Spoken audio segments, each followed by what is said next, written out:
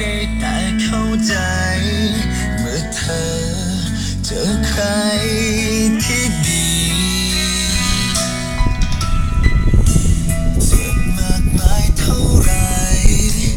ความชื่นใจยังมากกว่าสิ่งที่เธอค้นหาเป็นจริงได้เสียทีแผ่นดินที่วัดหมายว่าทำและอาคนที่ผมบอกไปอะไรไปที่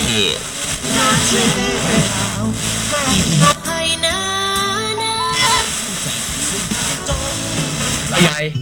พอถอดคนที่ใจเคยพักนี้เป็นหาไม่ยากครับชอบครับสนุกจ้านะคะจะได้จะฝากร้านครับ Snow City by Cat Snow ครับให้รอฉันไม่เค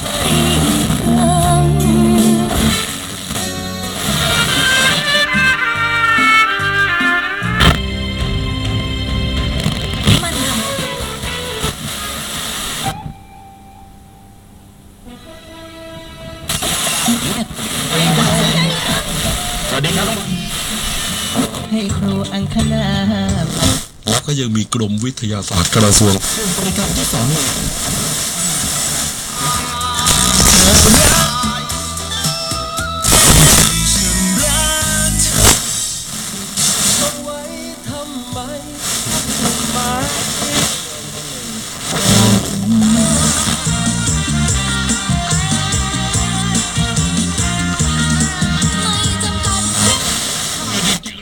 อะไรวะ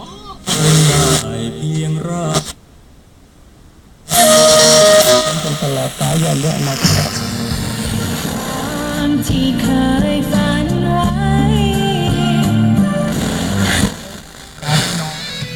ฉลองวันเปิดโต๊ะแชร์เทคแคร์ลูกค้าว่าตลอดกาลแล้วก็